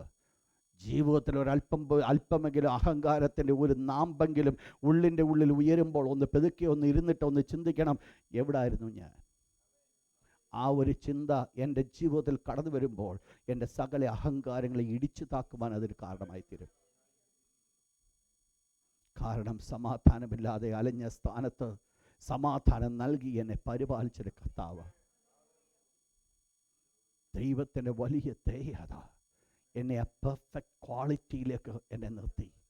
ദൈവിക ക്യാരക്ടർ എന്നിൽ കൂടെ വെളിപ്പെടുവാൻ കാരണമായി തീർന്നു. ആ പൂർണ്ണതയ്ക്ക് വേണ്ടി ഇനി മറ്റൊന്നും ചെയ്യേണ്ട കാര്യമില്ല. യേശു ക്രിസ്തുവിൻ്റെ ഏക യാഗം കൊണ്ട് അതിന് നിവർത്തീകരണം വന്നിരിക്കുക എന്ന് പറഞ്ഞാൽ നിങ്ങൾ മനസ്സിലാക്കിക്കോണം, ഇവിടെ യേശു ക്രിസ്തുവിൻ്റെ യാഗം വീണ്ടും വീണ്ടും പഴയ നിയമത്തിൽ യാഗം കഴിക്കേണ്ട പോലെ യാഗം കഴിക്കേണ്ട ആവശ്യമേ ഇല്ല. അതിൻ്റെ ഒരു കംപ്ലീഷൻ അവിടെ കടന്നു വന്നിരിക്കുന്നു. വീണ്ടും ഒന്ന് വായിച്ചാട്ട് ആ വാക്യം, നമ്മൾ വായിച്ച 14-ാമത്തെ വാക്യം, അതിൻ്റെ 18-ാമത്തെ വാക്യം ഒന്ന് വായിച്ചാട്ട്. അതാണ് അവസാനം കൊണ്ട് കൺക്ലൂഡ്. ഇനിമേൽ ഒരു യാഗത്തിൻ്റെയും ആവശ്യമില്ല. ഇവയുടെ മോചനമുണ്ട്. അവയ്ക്ക് മോചനം ലഭിച്ചു. പാപത്തിന് പരിഹാരം, മോചനം ലഭിച്ചു. ഇത് വെറും മാനുഷികമായിരിക്കുന്ന വേർഡ് കൊണ്ട് മാത്രം പറഞ്ഞ് അവസാനിപ്പിക്കുന്നതല്ല. പരിശുദ്ധാത്മാവ് അതിന് സാക്ഷ്യം പറയുക. ഇതിന് ഇനി ആവശ്യമില്ലെന്നുള്ളതോ പരിശുദ്ധാത്മാവ് ടെസ്റ്റിഫൈ ചെയ്യുക. വായിച്ചാട്ട് അതിൻ്റെ 16-ാമത്തെ വാക്യം. കാലം കഴിഞ്ഞ ശേഷം പരിശുദ്ധാത്മാവും പരിശുദ്ധാത്മാവ് നമുക്ക് സാക്ഷി. 2 കാര്യമാണ് പരിശുദ്ധാത്മാവ് സാക്ഷിക്കുന്നത്. ഒന്ന്, ഈ കാലം കഴിഞ്ഞ ശേഷം ഞാൻ അവരോട് ചെയ്യുവാനിരിക്കുന്ന നിയമം ഇങ്ങനെയാകുന്നു. എങ്ങനെ? എൻ്റെ ന്യായപ്രമാണം അവരുടെ ഉള്ളിലാക്കി. Praise God. ഇതിനെക്കുറിച്ച് വളരെ ഡീറ്റെയിൽ ആയിട്ട് നമ്മൾ പഠിച്ചത്, അതുകൊണ്ട് ഞാൻ വിടുകയാണ്. എൻ്റെ ന്യായപ്രമാണം ഞാൻ അവരുടെ ഉള്ളിലാക്കി. ഇപ്പം പ്രമാണം വെളിയിലും അകത്ത് മറ്റ് പലതും ഇരിക്കുന്നതുകൊണ്ടാണ് ഫോഴ്സിബിളി പ്രമാണത്തെ അനുസരിക്കാൻ ട്രൈ ചെയ്യുന്നത്. പ്രമാണം ഉള്ളിൽ കടന്നു വന്നു കഴിഞ്ഞാൽ പിന്നീട് ജീവൻ എങ്ങനെയായിരിക്കും? പ്രമാണത്തിൽ കൂടെ ആയിരിക്കും. മറ്റാരും പറഞ്ഞു കൊടുക്കേണ്ട കാര്യമില്ല, നീ ഇത് പ്രമാണിക്കുന്നത്. കാരണം ഉള്ളിലിരിക്കുന്നത്, എന്നെ ഉള്ളിൽ നയിച്ചുകൊണ്ടിരിക്കുന്നത് പ്രമാണമാണ്. ആ പ്രമാണം ഉള്ളിൽ ഇരിക്കുന്നിടത്തോളം കാലം ഞാൻ ആ പ്രമാണത്തിൽ കൂടെ മുൻപോട്ട് ജീവിക്കും. മനസ്സിലായിക്കോണേ. അതുകൊണ്ടാണ് നാമധേയ ക്രിസ്ത്യാനിയും യഥാർത്ഥമായുള്ള ക്രിസ്ത്യാനി തമ്മിൽ വ്യത്യാസമുള്ളത്. നാമധേയ ക്രിസ്ത്യാനിക്ക് പ്രമാണം വെളിയിലും യഥാർത്ഥ ക്രിസ്ത്യാനിക്ക് പ്രമാണം ഉള്ളിലുമാണ്.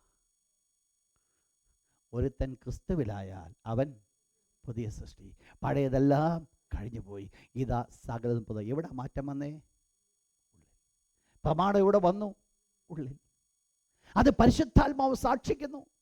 ആ പ്രമാണം ഉള്ളിൽ വന്നിരിക്കുന്നത് കൊണ്ട് ഇനിയും ആരും പറഞ്ഞു കൊടുക്കേണ്ട കാര്യമില്ല. പ്രമാണം ഇതാണ്, ഇതിൽ കൂടെ നടക്കുക. നടക്കുന്നത് ഏതുവഴിയായിരിക്കും? പ്രമാണത്തിൽ കൂടെ.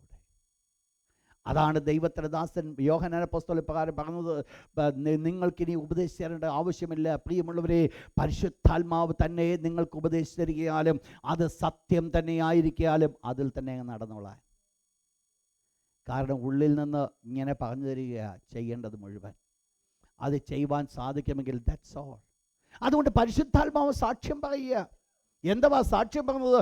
ഇനി ഒരു യാഗത്തിൻ്റെ ആവശ്യമില്ല. നിങ്ങൾ സാധാരണപ്പെട്ട ഒരു പഴയ മനുഷ്യനല്ല, നിങ്ങളൊരു പാപിയായിരിക്കുന്ന മനുഷ്യനല്ല. പിന്നീട് നിങ്ങൾ ആര്? പരിശുദ്ധാത്മാവ് പറയുന്നു നിയമം ഉള്ളിലുള്ള ഒരു ജനമാണ് നമ്മളെന്ന്. കർത്താവായ യേശുക്രിസ്തുവിന്റെ ഏകയാഗത്തിൽ കൂടെ വീണ്ടെടുക്കപ്പെട്ടവരെന്ന് പറയുന്നത് നിയമം ഉള്ളിലുള്ളവരാ, ന്യായപ്രമാണം ഉള്ളിലുള്ളവരാ. നിങ്ങൾ മനസ്സിലാക്കുന്നുണ്ടോ? ഞാൻ പറഞ്ഞ ചിന്തകൾ രണ്ടും പുറത്തല്ല ന്യായപ്രമാണം കിടക്കുന്നത്. എവിടെയാണ് കിടക്കുന്നത്? അകത്ത്. അപ്പോൾ അകത്ത് പ്രമാണം കിടക്കുന്നത് കൊണ്ട് എന്തിൻ്റെ ആവശ്യമില്ല? ഇനി ഒരു ശുദ്ധീകരണത്തിൻ്റെ ആവശ്യമില്ല. രണ്ടാമത്തെ ഭാഗം ഒന്ന് വായിച്ചോട്ടെ. Next word. Praise God. അവരുടെ പാപങ്ങളെയും അകത്യങ്ങളെയും ഞാൻ ഓർക്കയില്ല. സ്വർഗത്തിലെ ദൈവം കൽപ്പിക്കുക. പാപം ചെയ്തുകൊണ്ടിരിക്കുന്ന പാപത്തെക്കുറിച്ചല്ല അവിടെ പറഞ്ഞു. ഇനി പാപം ചെയ്യേണ്ട കാര്യമില്ല. പാപങ്ങളെ ഞാൻ ഓർക്കയില്ല. പാപങ്ങളെക്കുറിച്ച് ഞാൻ കണക്കിടുന്നില്ല. നിങ്ങളുടെ പാപങ്ങളെല്ലാം മോചിച്ചു തന്നിരിക്കുന്നു. എന്നാൽ ഈ ഒരു വേർഡ് പറയുമ്പോൾ താൻ പറയുന്ന ഒരു വേർഡിലേക്ക് 14-ാമത്തെ വാക്യത്തിലേക്ക് കടന്നു വന്നാട്ട്. Praise God. അതിൻ്റെ 10-ാമത്തെ വാക്യം കൂടെ. ആ ഇഷ്ടത്തിൽ നാം യേശുക്രിസ്തു ഒരിക്കലായി കഴിച്ച ശരീരയാഗത്താൽ നാം എന്ത് ചെയ്തിരിക്കുന്നു? വിശുദ്ധീകരിക്കപ്പെട്ടിരിക്കുന്നു. എന്നിട്ട് നെക്സ്റ്റ് വേർഡ് പറയുകയാണ്. അതിൻ്റെ 16-ാമത്തെ വാക്യം പറയുന്നു ഏകയാഗത്താൽ. 14-ാമത്തെ വാക്യം, ഏകയാഗത്താൽ അവൻ വിശുദ്ധീകരിക്കപ്പെടുന്നവർക്ക്. നിങ്ങൾ മനസ്സിലാക്കണം, രണ്ടും രണ്ട് കൂട്ടരെ കുറിച്ചാണ് പറയുന്നത്. ഒറ്റ കൂട്ടരെ അല്ല ഇവിടെ പറയുന്നത്. ആദ്യം പറഞ്ഞ കൂട്ടരെ നിങ്ങൾ മനസ്സിലാക്കണം. അവിടെ പറയപ്പെടുന്നത് യേശുവോ അവിടെ പറയുന്നു ആ ഇഷ്ടത്തിൽ നാം യേശു ക്രിസ്തു ഒരിക്കലായി കഴിച്ച ശരീരയാഗത്താൽ എന്ത് ചെയ്തിരിക്കുന്നു?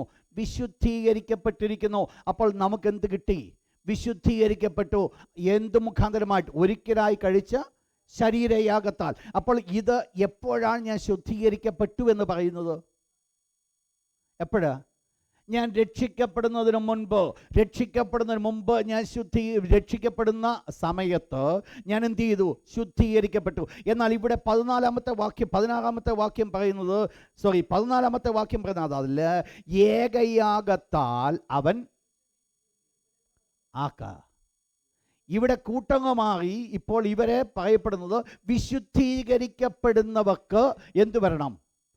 സൽഗുണപൂർത്തി വരുത്തുവാൻ. അപ്പോൾ ഇവിടെ വേണ്ടത് ഒരു കാര്യം പറയുന്നു. ഇവരാരാണ്? വിശുദ്ധീകരിക്കപ്പെട്ടവരാണ്. പക്ഷേ ഇവർക്ക് എന്തുണ്ടാകണം? സൽഗുണപൂർത്തി ഉണ്ടാകണം. ശ്രദ്ധിക്കണം നിങ്ങൾ. ഇവർ ഓൾറെഡി വിശുദ്ധരാണ്. പക്ഷെങ്കിൽ ഇവർക്ക് എന്തു വേണം? സൽഗുണപൂർത്തി വരണം. എന്ന് പറഞ്ഞാൽ ഒരു പെർഫെക്ഷനിലേക്ക് മൂവ് ചെയ്യേണ്ട ഒരു കാര്യമുണ്ട്. എന്ന് പറഞ്ഞാൽ ഇവിടെ നമ്മൾ സാങ്ക്ടിഫിക്കേഷനെ പ്രധാനമായിട്ട് രണ്ട് രീതിയിലുള്ള വിശുദ്ധീകരണത്തെ നമ്മൾ കാണുന്നു. വേദപുസ്തകം നമ്മൾ പഠിക്കുമ്പോൾ പ്രധാനമായിട്ട് 3 types of sanctification നോട്ട് ചെയ്താട്ട്. 3 kinds of sanctification. പ്രധാനമായിട്ട് 3 വിധത്തിലുള്ള വിശുദ്ധീകരണം. നമുക്കറിയാം, നമ്മൾ പഠിക്കുന്നത് ശുദ്ധീകരണമല്ല, നമ്മൾ പഠിക്കുന്നത് വിശുദ്ധീകരണം. വിശുദ്ധീകരണവും ശുദ്ധീകരണവും തമ്മിൽ വ്യത്യാസമുണ്ട്. വിശുദ്ധീകരണം എന്ന് പറയുന്നത് സെറ്റ് അപ്പാർട്ട്, സാങ്ക്ടിഫിക്കേഷൻ ഉള്ളതാണ് വിശുദ്ധീകരണം. വിശുദ്ധീകരണം എന്നുള്ളതിൻ്റെ വാക്കിൻ്റെ അർത്ഥം സെറ്റ് അപ്പാർട്ട്, വേർപെടുത്തി വെക്കുക, ദാറ്റ്സ് ഓൾ. ഏത് പർപ്പസിന് വേണ്ടി വിശുദ്ധീകരിച്ചുവോ സെറ്റപ്പാർട്ട് ചെയ്തുവോ ആ പർപ്പസ് വിശുദ്ധമാകണമെങ്കിൽ ആ പർപ്പസ് ശുദ്ധിയുള്ളതാകുന്നുവെങ്കിൽ ആ ശുദ്ധീകരണം സാങ്ക്ടിഫിക്കേഷനിലോ എന്തുണ്ട്? ഒരു ശുദ്ധീകരണമുണ്ട്. ഞാൻ പറഞ്ഞു, ഒന്നുകൂടെ ഞാനത് പറഞ്ഞു വരാം. എന്താണ്, ആരാണോ സാങ്ക്ടിഫൈ ചെയ്തത് അതിനനുസരിച്ചായിരിക്കും അതിൻ്റെ ശുദ്ധിയോ അശുദ്ധിയോ വെളിപ്പെടുന്നത്. ശുദ്ധിയോ അശുദ്ധിയോ, സാങ്ക്ടിഫിക്കേഷൻ എന്ന് പറയുന്നത് സെറ്റ് അപ്പാർട്ട്, വേർപെടുത്തി വെക്കുക. എന്നാൽ ആരാണ് വേർപെടുത്തി വെച്ചത് അതിനനുസരിച്ചായിരിക്കും അതിനകത്ത് ശുദ്ധിയോ അശുദ്ധിയോ വെളിപ്പെടുന്നത്. ദൈവത്തിൻ്റെ ദാസന് പ്രകാരം പറയുന്നു, ഒരു വീട്ടിൽ വളരെ വലിയ പൊന്നും വെള്ളി മുതലായ പാത്രങ്ങളും അല്ലെങ്കിൽ വിലയേറിയ ലോഹങ്ങൾ കൊണ്ടുള്ള പാത്രങ്ങളും മരവും മണ്ണും കൊണ്ടുള്ള പാത്രങ്ങളുണ്ട്. ചിലത് ഹീനകാര്യത്തിനും ചിലത് മാന്യകാര്യത്തിനും ഉപയോഗിക്കുന്നു. പാത്രങ്ങൾ പലതുണ്ട്. പക്ഷെങ്കിൽ ആര് അത് യൂസ് ചെയ്യുന്നുവോ അതിനനുസരിച്ചായിട്ടായിരിക്കും പാത്രം. ഒന്നുകിൽ അത് ഹീനകാര്യമായിരിക്കും, അങ്ങനെയെങ്കിൽ ആ പാത്രം ഏതായിരിക്കും? അത്ര ഹീനതയുള്ളത്. എന്നാൽ മറ്റത് മാന്യകാര്യത്തിന് വേണ്ടി ഉപയോഗിക്കുമ്പോൾ ആ പാത്രം എന്തായിരിക്കും? ഓണറബിൾ ആയിരിക്കും.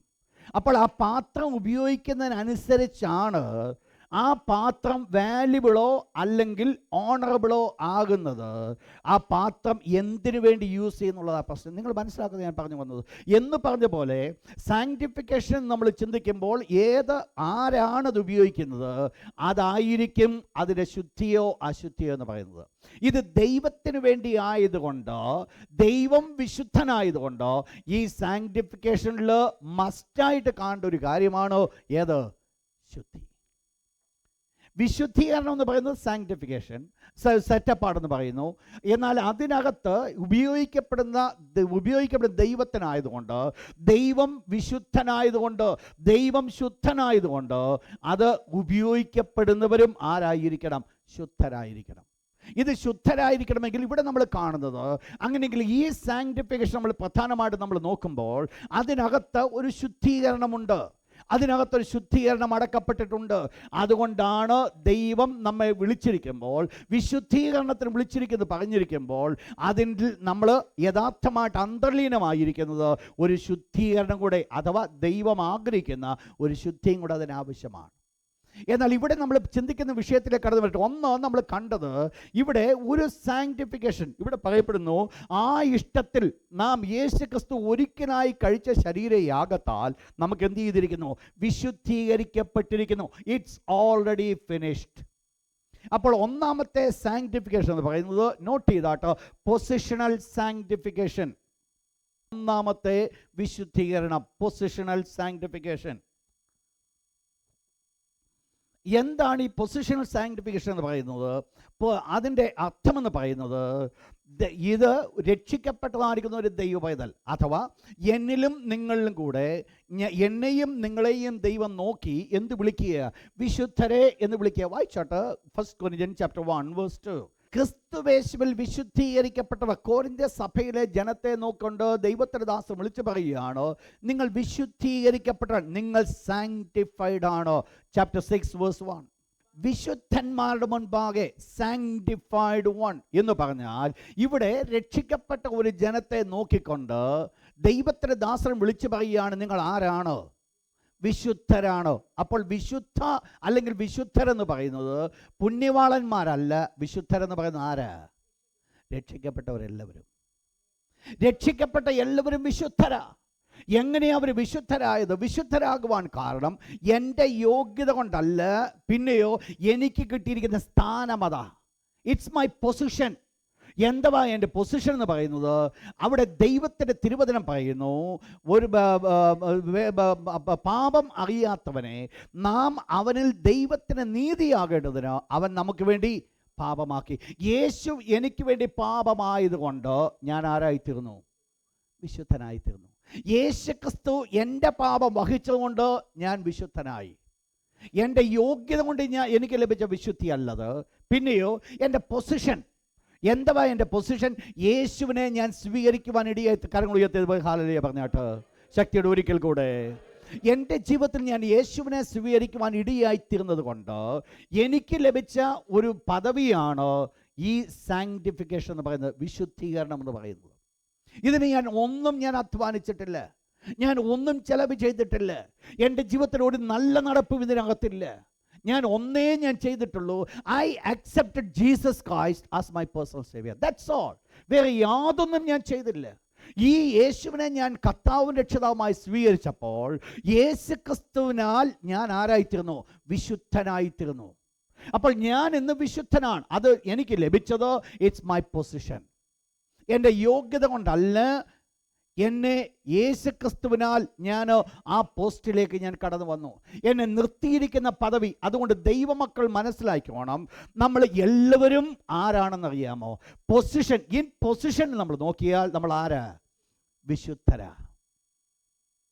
നമ്മൾ പൊസിഷൻ വൈസ് നമ്മൾ നോക്കിയാൽ നമുക്കെല്ലാവർക്കും ദൈവം നമ്മളെ കണ്ടിരിക്കുന്നത് വിശുദ്ധരാ. ദൈവം എന്നെ നോക്കുമ്പോഴും എന്നെ നോക്കി ദൈവം വിളിക്കുന്നതും എന്തേ വിളിക്കത്തുള്ളൂ? വിശുദ്ധൻ. നമുക്ക് പറയുവാൻ സാധിക്കും, ഒത്തിരി വീഴ്ചകളെ പറയുവാൻ സാധിക്കും, പക്ഷേ ദൈവം നോക്കുമ്പോൾ ദൈവം കാണുന്നത് വിശുദ്ധനായിട്ടാണ്. നിങ്ങൾ മനസ്സിലാക്കണം, ഇയ്യോബിൻ്റെ ജീവിതത്തിൽ ഒത്തിരി തെറ്റുകളുണ്ടായിരുന്നു. പക്ഷേ സ്വർഗ്ഗത്തിലെ ദൈവം ഇയ്യോബിനെ നോക്കി കണ്ടപ്പോൾ എന്തായിട്ട് കണ്ടു? ദൈവത്തിന് കാണാൻ കണ്ണില്ലാഞ്ഞുകൊണ്ടാണോ? അല്ല. ദൈവം കൊടുത്തിരിക്കുന്ന ഒരു പദവി, അവൻ്റെ ജീവിതത്തെ മുൻപോട്ട് നയിച്ചത് ദൈവം അത് കണ്ടപ്പോൾ അത് നമ്മൾ മനസ്സിലാക്കണം. It's my positional sanctification. രണ്ടാമത്തെ സാങ്ക്ടിഫിക്കേഷൻ എന്ന് പറയുന്നത് അവിടെ പറയുന്നു, താൻ 14-ാമത്തെ വാക്യം, ഏകയാഗത്താൽ അവൻ വിശുദ്ധീകരിക്കപ്പെടുന്നവർക്ക് സദാകാലത്തേക്കും വിശുദ്ധീകരിക്കപ്പെടുന്നത്. രണ്ടാമത്തെ sanctification, a progressive sanctification. Progressive sanctification.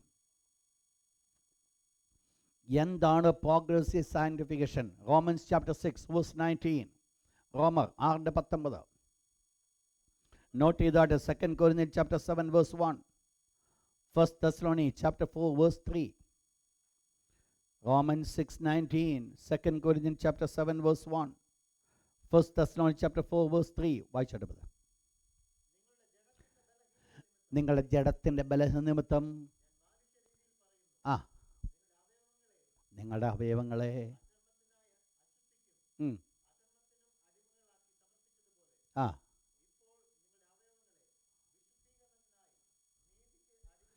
ഇതാണ് പ്രോഗ്രസീവ് സാങ്ക്ടിഫിക്കേഷൻ.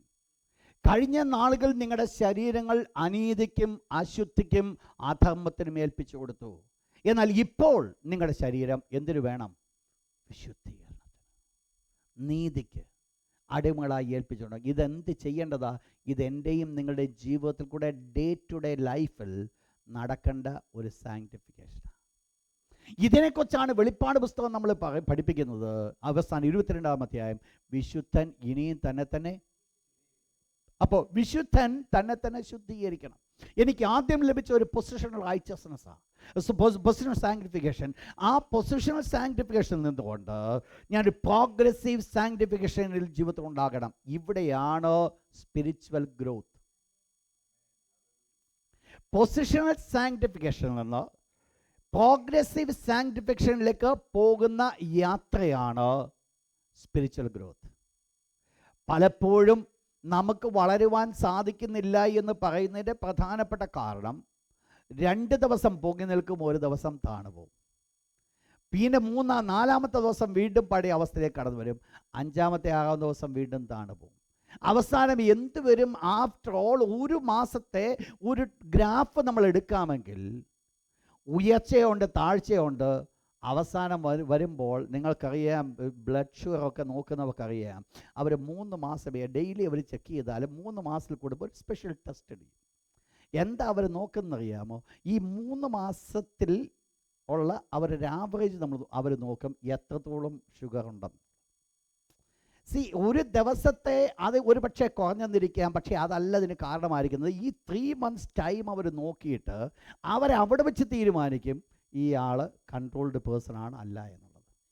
നിങ്ങൾ മനസ്സിലാക്കി എന്ന് പറഞ്ഞ പോലെ ഈ ആഫ്റ്റർ ഓൾ 1 മാസത്തെ ഗ്രാഫ് നമുക്കൊന്ന് എടുക്കാമെങ്കിൽ നമുക്ക് ക്ലിയറായിട്ട് മനസ്സിലാക്കാം നമ്മുടെ സ്പിരിച്വൽ ഗ്രോത്ത് എത്രയുണ്ടെന്നുള്ളത്. 2 ദിവസം 2 മണിക്കൂർ ഇരുന്ന് പ്രാർത്ഥിക്കും. 3-ാമത്തെ ദിവസം വേദപുസ്തകം പോലും തിരിഞ്ഞു നോക്കത്തില്ല. ഇവിടെ എന്ത് വരുന്നു? ഉയർച്ചകൾ താഴ്ചകൾ. ഇതുകൊണ്ട് എന്ത് സംഭവിക്കുന്നു നിങ്ങൾക്കറിയാമല്ലോ. ദൈവം ആഗ്രഹിക്കുന്ന ഒരു നന്മ പോലും നമ്മൾ അനുഭവിക്കുന്നില്ല. എന്തൊക്കെയോ മേഴ്സി ഡ്രോപ്സ് അസ് ഫാളിങ്, ഇതേ ഉള്ളൂ അനുഭവിക്കുന്നത്. ദൈവം വിളിച്ചിരിക്കുന്നത്, ദൈവം ആഗ്രഹിക്കുന്നത്, അതിൻ്റെതായിരിക്കുന്ന ഇൻ അബണ്ടൻസ് നമ്മൾ അനുഭവിക്കുന്നതിന് പകരം അപ്പുറത്തും ഇപ്പുറത്തും വീഴുന്ന ചില അപ്പം നുറുക്കുകൾക്ക് മാത്രം തിന്നുകൊണ്ട് ജീവിക്കുക. ആ പെർഫെക്റ്റ് ബ്ലെസ്സിങ്സ് വേണമെങ്കിൽ പെർഫെക്റ്റ് ഒബീഡിയൻസ് വേണം. ഇതെന്ത് സംഭവിച്ചു? It's A progressive sanctification. ഇതെന്ത് വേണ്ടതാ? എൻ്റെ ഓരോ ദിവസത്തെയും ജീവിതത്തിൽ വേണ്ടതാ. ഇതുകൊണ്ടാണ് അപ്പോസ്തലനായ പൗലോസ് പറയുന്നത്, കൃപ പെരുകേണ്ടതിനോ നിങ്ങൾ പാപം ചെയ്തുകൊണ്ടിരിക്കുന്നോ? അല്ല, ഒരു നാളും അല്ല. അപ്പോൾ നമ്മളെ തന്നെ വിശുദ്ധിയിൽ ജീവിക്കുമ്പോഴാണ് ദൈവകൃപയിൽ നമ്മൾ വളരുവാൻ കാരണമായിരിക്കുന്നത്. 3-ാമത്തെ സാങ്ക്ടിഫിക്കേഷനാണ് അൾട്ടിമേറ്റ് സാങ്ക്ടിഫിക്കേഷൻ. ഞാൻ തന്ന വാക്യങ്ങൾ നിങ്ങൾ വീട്ടിൽ പോയിട്ട് വീണ്ടും വായിച്ചു കൊള്ളണം. Ultimate sanctification, 1 Thessalonians chapter 5 verse 23. 1 Thessalonians chapter 5 verse 23. വായിച്ചാട്ടെ. സമാധാനത്തിന് ദൈവം തന്നെ സാങ്ക്ടിഫൈ യു ഫുള്ളി, നിങ്ങളെ പൂർണ്ണമായി ശുദ്ധീകരിക്കുമാറാകട്ടെ. എന്തുവാ ശുദ്ധീകരണം, വിശുദ്ധീകരണം എന്ന് പറയുന്നത്? നിങ്ങളുടെ ശരീരം, പ്രാണൻ, ആത്മാവ്, ഇത് മൂന്നും കൂടെ സാങ്ക്ടിഫൈ ചെയ്യുക. ഇത് മൂന്നും കൂടെ സെപ്പറേറ്റ് ചെയ്യുക. ആർക്ക് വേണ്ടി? ഫോർ ഹോളി പർപ്പസ്, ദൈവത്തിന് വേണ്ടി വേർതിരിക്കപ്പെടുക. അതെന്നാ സംഭവിക്കുന്നേ? കർത്താവായ യേശു ക്രിസ്തുവിൻ്റെ വാനവിഴച്ച വരവിങ്കൽ. യേശു ക്രിസ്തു മധ്യാകാശത്ത് കടന്നു വരുമ്പോൾ അന്നാണ് എൻ്റെ അൾട്ടിമേറ്റ് സാങ്ക്ടിഫിക്കേഷൻ ഞാൻ പ്രാപിക്കുവാനായിട്ട് പോകുന്നത്. എങ്ങനെയാണ് അത് പ്രാപിക്കുന്നത്? എൻ്റെ ശരീരത്തിന് രൂപാന്തരം വന്നു. എൻ്റെ ശരീരത്തിന് ഓൾറെഡി ആത്മാവ് രൂപം വന്നത്. അതിനനുസരണമായിട്ടാണ് എൻ്റെ സോളിനെ ഞാൻ മാറ്റി ജീവിക്കുന്നത്. എന്നാൽ ഫൈനലി വരുമ്പോൾ ഈ ശരീരത്തിനും കൂടെ ഒരു മാറ്റം വന്ന് എൻ്റെ ലൈഫ് ഒരു അൾട്ടിമേറ്റ് സാങ്ക്ടിഫിക്കേഷനിലേക്ക് മാറുക. പിന്നീട് എന്തില്ല, പിന്നെ അവിടെ കംപ്ലീറ്റ്ലി സറണ്ടർ ടു ഗാഡ്, ദൈവത്തിന് വേണ്ടി ഫുള്ളി സെപ്പറേറ്റഡ് ഫോർ ഗാഡ്. നിങ്ങൾ മനസ്സിലാക്കണം, ഈ ഭൂമിയിൽ നിന്ന് ഒരു ദൈവ പൈതൽ കർത്താവിൻ്റെ വരവെങ്കിൽ എടുക്കപ്പെടുന്ന സമയത്ത്, ആ സമയം മുതൽ അവക്കൊറ്റ ചിന്തയുള്ളൂ, ടു ഒബേ ഗാഡ്. ഇതല്ലാതെ വിഗ്രഹം അവരുടെ ജീവിതത്തിലില്ല. അവരുടെ മാനുഷികമാർഗത്തിൽ ഒരു ചിന്ത അവക്കില്ല. ഇന്ന് ഈ ഭൂമിയിൽ മരിച്ച് സ്വർഗത്തിലേക്ക് പോയിട്ടുള്ള ഏതെങ്കിലും ആത്മാക്കളുണ്ടെങ്കിൽ അവർക്കും ഒരൊറ്റ കാര്യമേ ചെയ്യുവാൻ സാധിക്കത്തുള്ളൂ, ഒബേ ഗാഡ്. അവരുടെ മാനുഷിക ചിന്ത അവിടെ ഇല്ല, മാനുഷിക ഹിതം അവിടെ ഇല്ല. ഇവിടെ നമുക്ക് എന്ത് വേണമെങ്കിലും കാണിക്കാം, ദൈവത്തെ അനുസരിക്കുകയോ അനുസരിക്കാതിരിക്കുകയോ ചെയ്യാം. ദൈവം ഇസ്രായേൽ മക്കളെ മിസ്രൈമിൽ നിന്ന് ഇറക്കിത്തിരിച്ച് മുൻപോട്ട് കൊണ്ടുപോകുമ്പോൾ ദൈവം ഒരു കാര്യം പറഞ്ഞു, ഞാൻ നിങ്ങൾക്ക് വാഗ്ദത്തം ചെയ്ത പാലും തേനും ഒഴുകുന്ന ദേശത്തേക്ക് നിങ്ങൾ കടന്നു ചെല്ലുമ്പോൾ അവിടെ നിങ്ങൾക്ക് തോന്നിയതുപോലെ നിങ്ങൾക്ക് നടക്കുവാൻ സാധ്യമല്ല. എൻ്റെ ചട്ടങ്ങളായിരിക്കണം നിങ്ങളുടെ പ്രമാണം. അവിടെ മറ്റു പലതും ചെയ്യുവാൻ സാധിക്കും. എന്നാൽ ആ ദേശത്ത് കടന്നു ചെല്ലുമ്പോൾ അവിടെ ദൈവത്തിൻ്റെ വചനം പ്രമാണിച്ചേ പറ്റത്തുള്ളൂ. ദൈവത്തിൻ്റെ മക്കൾ നമ്മൾ മനസ്സിലാക്കി വേണം, ഒരു അൾട്ടിമേറ്റ് സാങ്ക്ടിഫിക്കേഷനിലേക്കാണ് ഞാൻ നിങ്ങൾ കടന്നു പോകുന്നത്. എപ്പോൾ? എൻ്റെ കർത്താവായ യേശു വാനമേഘത്ത് കടന്നു വരുമ്പോൾ, യേശു ക്രിസ്തുവിൻ്റെ മധ്യാകാശ വരവെങ്കിൽ എൻ്റെ ആ പെർഫെക്ഷനിലേക്ക് ഞാൻ കടക്കുക. അവിടെ എൻ്റെ ശരീരാത്മദേഹികൾ പൂർണ്ണമായിട്ട് ദൈവത്തിന് വിശുദ്ധമായി മാറ്റപ്പെടുകയാണ്, ദൈവത്തിന് വേണ്ടി മാത്രമുള്ളതായി മാറ്റപ്പെടുകയാണ്. പ്രിയപ്പെട്ടവർ, എവിടെയാ തുടങ്ങിയത്? എന്താ തുടങ്ങിയത്? ഒറ്റ കാര്യത്തിൽ തുടങ്ങി, ഏകയാഗത്താൽ വിശുദ്ധീകരിക്കപ്പെടുത്തി.